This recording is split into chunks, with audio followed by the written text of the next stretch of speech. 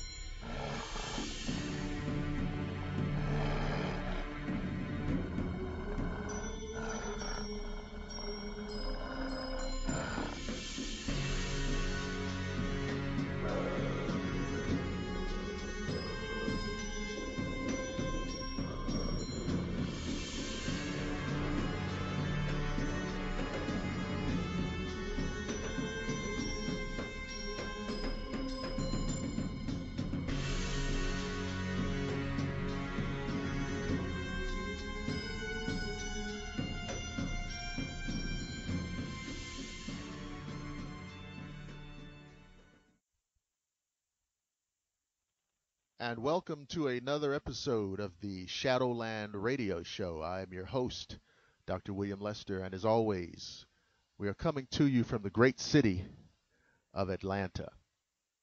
On this episode, we're going to approach things a little bit differently.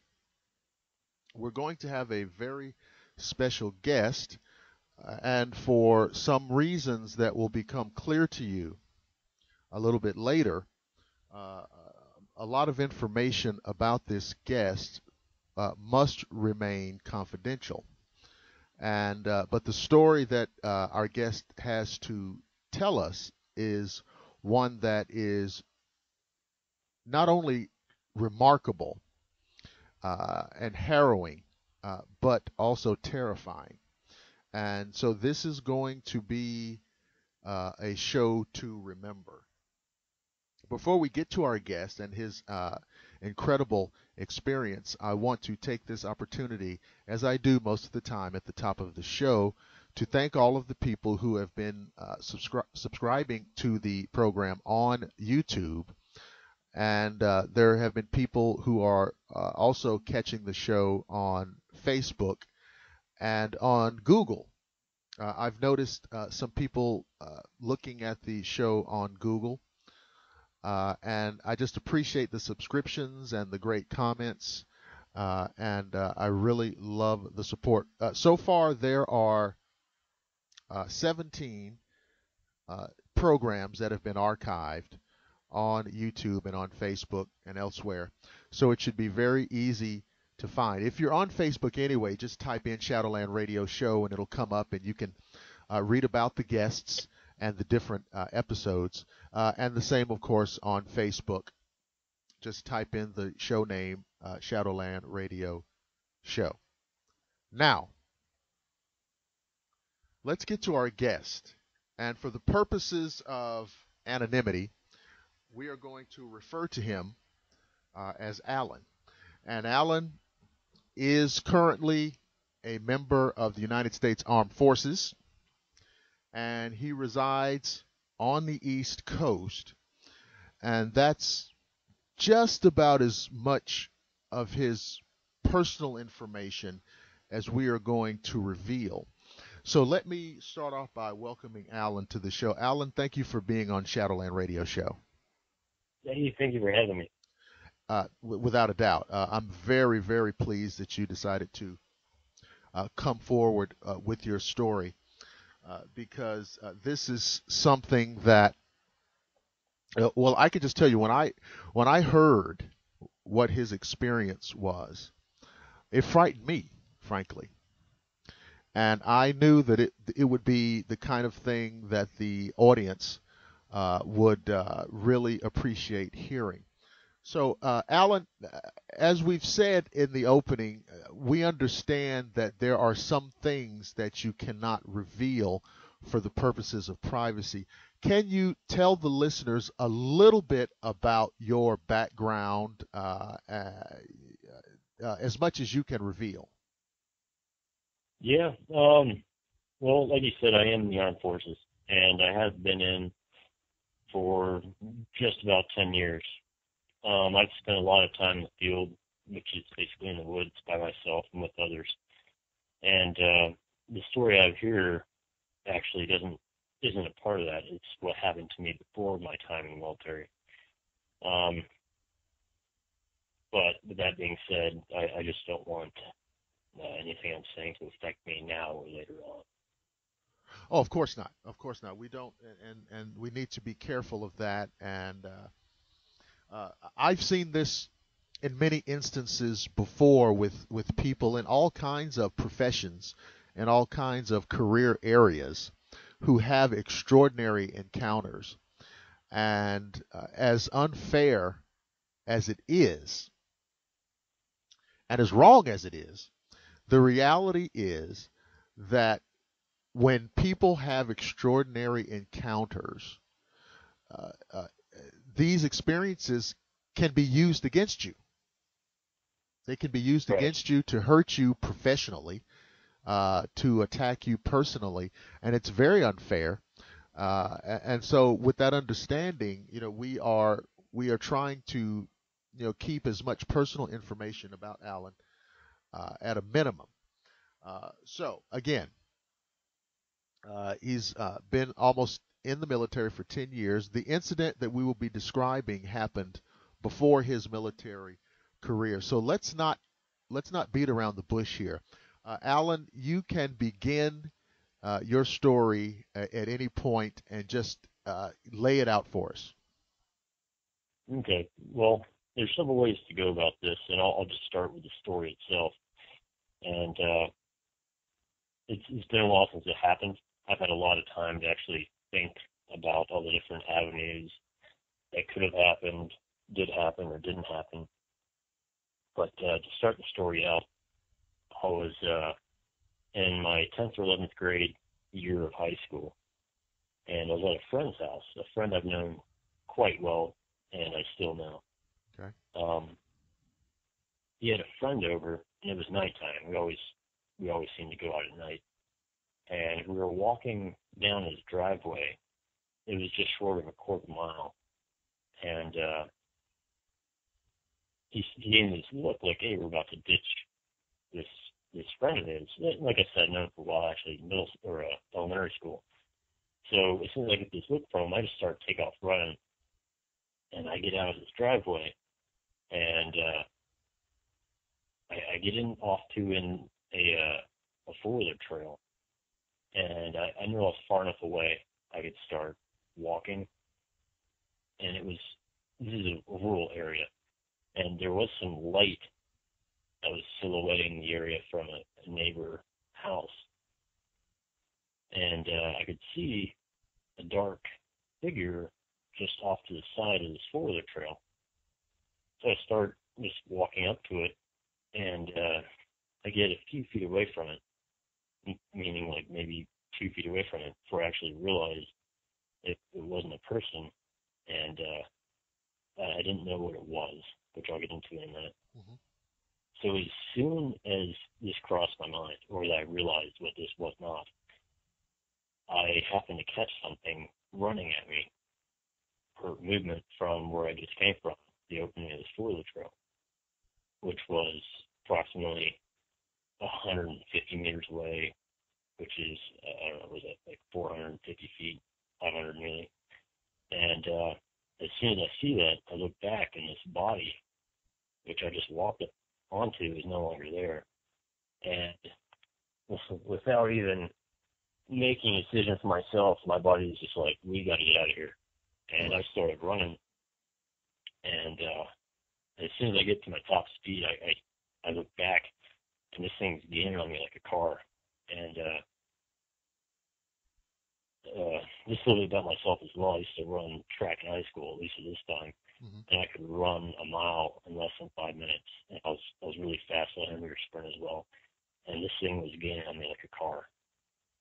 So I just keep running. I don't know how far I got. Maybe 150, 200 meters, and it just so happened to be a turn, a little bend in the trail. Now let's stop here, because again, now you ran track in high school, so you were a pretty fast guy, and Right. this thing is gaining on you. Describe to us what it was that was after you. Okay. Now, whenever I came up on the body, or what I was thinking was a body, it was in the fetal position, and it was all black, and it was furry. Okay. But what stuck out the most was the ears on this body was on top of its head. And, well, as soon as I realized that, there's whenever I happened to see the other one coming down the trail where I just came from. And it was upright on two legs. And as well, it had the ears on its head, or on the top of his head. To describe it better, it would be as if you took a house cat and just stood it up and you stretched it. It was really linky, and it wasn't. I'm trying to think of the correct terminology for this thing. Was it muscular or thin, or? It was a lean kind of muscular. Okay. Just really linky, and it had short fur based off what I saw from along the ground, and it was black short fur with the ears on top of the head, running upright on two legs. All and right. Go ahead. I'm sorry. Back to whenever I was in the grass. Once I dipped off from that turn, I was crouched down. I was waiting for it to cross the path, and it took a while, maybe 3 or 4 seconds, from where this thing was right up on me, and finally, as it crossed by, now it no longer looked like this tall cat, which I forgot to mention was much taller than me. I'm nearly 6 foot, and I'd say this thing was 7 feet. Oh boy! And now it resembles my friend in every way, and it was shorter than me, and now it's just slowly trotting past the trail, and now I'm sitting there just like wondering what just happened, because I know what I saw, and I let it get off into the distance. And I get up, I no longer see it, and I start trotting in the direction that it went, and I end up running into my friend and his friend. And I get there, and I'm like, hey, man, like, what happened? And they're like, I don't know, it just took off running. And, well, that pretty much sums up the story. We went back. I don't remember discussing much about it after that, but like I was telling you, I had a long time to think about what this was, what happened, what didn't happen, and I can jump right into that now, or you can. Well, you can hit me. I want to back up and just kind of pull out some of the parts of this. You encountered a creature lying in the fetal position. Correct. And you looked away, and when you looked back, it was gone. Right, and it was, I know I can't explain to you how fast it was. It was a matter of milliseconds, because I know these things in front of me, and I catch something in the corner of my eye running at me, and immediately I look back, and this thing just nowhere to be seen. I didn't hear anything, and it was just right there in front of me. And it was, that one I assume may have been a little bit smaller, the other one being my size, but it was just gone. I didn't see it disappear, but it was gone. And I think that's what made me run. It wasn't the fact I was being run at by something. Right. So do you feel like that it had time to get up and run off, or did it just evaporate? I don't know. There was absolutely no time for anything to get up, but it was as if it just disappeared. Like it was faster in a second. I tell you, it was milliseconds from whenever I look and see this thing right at me. I know that something in front of me that wasn't human, and it was just looking and looking back, and it's just gone. No noise, nothing. I can't explain that one. I don't know, but that's what drew me there. And so when this thing was gone, the other thing is approaching you. Continuously running at me at full speed, yeah. It almost, and you know, I'm getting into some speculation here, but it almost sounds like it was laying a trap for you. Yeah, like it baited me in, like it ambushed me. Yeah. Right. I thought of that, and I'll go into another story if you want. Yes, I've yes. thought about. Yes, please do. Okay. Now, like I said, I've had many avenues to think about what happened here and what didn't happen. But before this, back in middle school, same driveway, same friend's house. We're walking back towards his house, and we hear like a little whatever, just a weird noise. And my buddies, or 3 other friends, not including myself, that just ran back to his house. And we did have BB guns, but I knew I didn't have any BBs, but it doesn't know this. So I take a few steps into the tall grass. I couldn't see, it was dark. And I happened to see like a dark figure. And I don't know if it's field position. It was a dark figure laying down. And I'm like, oh man, it's probably a bear. But just in case, I pretended to load a BB. It didn't do anything. And then I pumped it. And then finally, it's like, oh, I already got you. So it was his family member just playing trick on us. But after thinking about that, it made me wonder, like, it was as if it knew that I would actually approach it. Mm-hmm. That's what I was getting at. And then to play off of that, whenever I dipped off into the tall grass, and now it appeared to be my friend running by, well, it looked just like my friend in every way. Meaning, it's either my friend, or it knew what my friend looks like, as in we've been observed for a while. And let's see, other thoughts. I know my friend gave me a look like we're about to ditch this kid, take off running. And there were 2 of them, and there were 2 of these things. I've gotten asked all the time, like, you sure wasn't someone dressed up? Well, I can assure you, no one can dress up like this. This was not your friends. This was not your friends playing a practical joke on you. Correct. And later on, because I've always pondered like what happened, because it had to have seen me dip off of the grass. Like I was just feet in front of it whenever this thing happened. Like it had to have seen this happen. But opposed to just running into the grass and doing whatever one wants to do, and now it looks like my friend and just trots on by. It was like it just feeds off of fear. Let's see. Well, what you know, on that night when you saw the creature laying in the fetal position, and obviously you've thought about this over the years. What do you think happened? What do you think you encountered? Well, I don't really know. I speculated shapeshifters. I speculated some sort of demon thing. I really don't know. I've looked all over Google trying to find anything that even resembles it, and I have not. The only time I came close to, and it didn't even look like it was just sort of the same build, and it didn't even have the same build. It was just the long, lanky arms. There's this image, and it's sort of a drawing, but it just so happened the name of the drawing was called Wampus Cat. Uh-huh. And none of the Wampus Cat stuff looks like it, just so if anyone's looking it up, that's not what it looked like. There's just this one image that happened to look sort of like the likeness. So, and, would you say, and yeah, it's very hard because you know if it doesn't look like anything in your experience, it becomes difficult to describe. Would you, talking about its facial features, its head, its eyes, its ears, its mouth, its nose, did it strike you as more canine or feline? Well, I never noticed an elongated face, and since I saw the one on the ground, I just assumed it was more feline, and I think it's just because I never noticed an elongated face.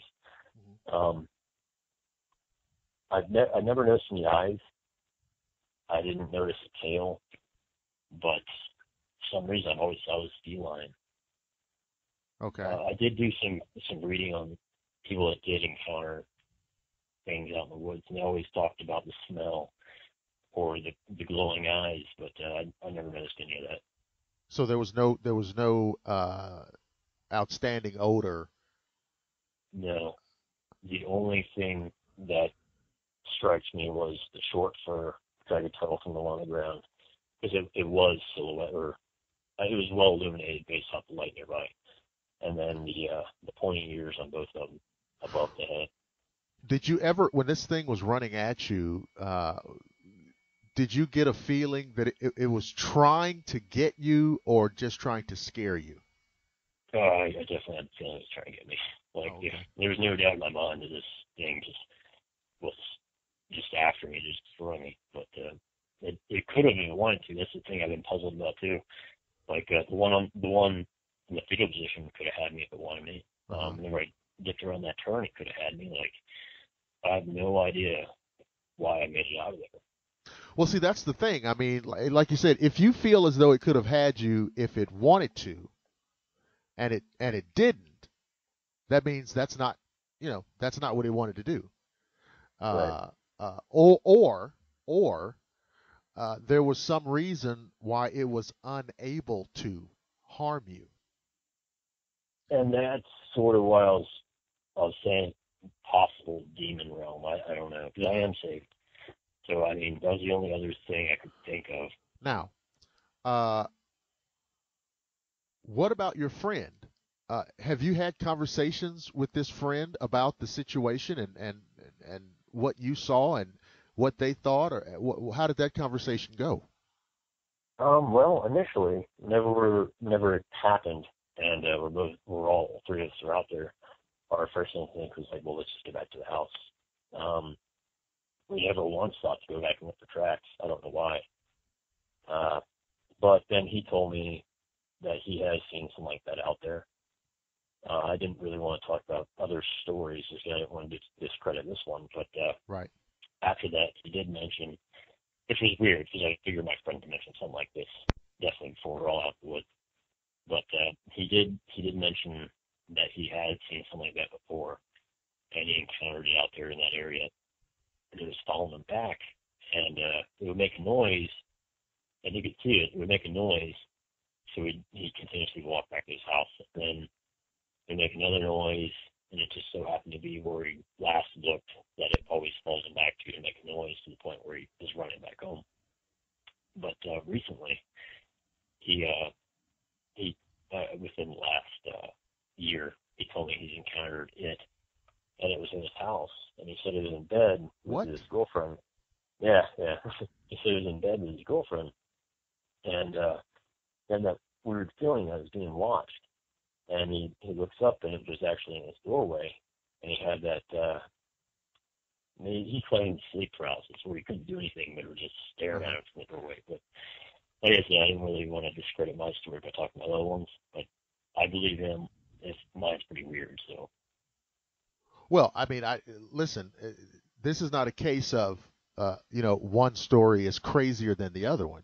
They're all, and especially, listen, if they tie into each other, that is kind of a way to corroborate something going on. Now, the fact that this thing was inside the house, I mean, obviously, if it's nighttime and they're in bed, obviously the creature did not break in, or they would have been aware of it, because it would have made a lot of noise. It would have caused some damage. No, let me not presume that. Did your friend indicate that that there was nowhere that he could find this creature broke in? No, it was just there in the doorway. Okay. Not all the way in the doorway, just I guess half of it. Uh-huh. And he said he was in bed and he was unable to get up to do anything. And getting angry. And so the creature just disappeared. I don't remember, or if he fell asleep. Oh, okay. Because that's it makes it sound like some kind of paranormal manifestation of something that you don't want to mess with. Additionally, it's the weird thing about this kind of stuff is people don't really share their stories unless you share a story with them. Right. I've actually found out that a lot of people have encountered weird things. They just don't talk about it. And it just so happened a few years ago, maybe 3-4 years ago, I was talking to an old high school friend, and I told him my story. And we put it together. It happened the same year. Uh-oh. He was telling me he was in his house, and the same thing with the doorway thing. And he said his lights were on, though. But he said it actually, as soon as it noticed that it saw him as he's looking through him, or at him through the doorway, it just bends the wall as if it didn't even matter. And then he said he hit underneath his covers and fell asleep. But, yeah. You know, see, and of course we're not revealing the city and state where you live, but Right. has it occurred to you that this, whatever this is going on, is something kind of endemic to that area? Yeah, it's crossed my mind, and it helped me research more to it. But I still haven't found an actual image or anyone putting an image to this thing of what I saw and what my friends saw. Yeah. I mean, because, you know, when you have these people having an experience with a similar looking creature, and you know, it may be something that is just specific to that location. And now you've never seen the creature in your house, right? No. Okay. Wow. Are there any other parts of this that you want to get out to the listeners or share with everybody? Let me see. I'm just going to my notes to make sure I didn't miss anything. Okay. I think I got it all. I hate that after you tell the story, like, man, I forgot to tell them that part. But no. Okay. That's about it. Good. Well, listen, we are very appreciative of you coming forward on the Shadowland Radio Show and you know, breaking this story that you have been living with for a long time. And you know, I am sure that the listeners are just, you know, in awe of this.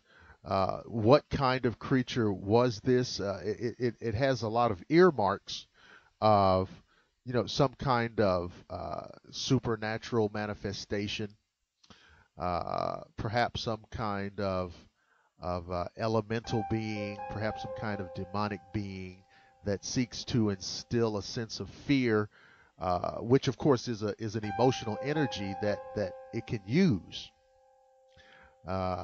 trying to engender fear in people. And it just sounds like a terrifying experience. Ladies and gentlemen, my guest has been Alan, and again, Alan is a member of the United States military. He resides on the East Coast, and because of the nature of the story you've just heard, we have chosen to keep much about his personal life confidential, but we are grateful to him nonetheless. And I really hope that you guys have enjoyed hearing his story. And I want to remind you that this and other episodes of the Shadowland Radio Show will be archived, published and archived on YouTube, on Google, on Facebook, and on our dedicated website, which is shadowlandradio.yolasite.com. I am your host, Dr. William Lester. I want to say thank you to Alan, our guest, and I want to promise each and every one of you that I will see you again on the flip side.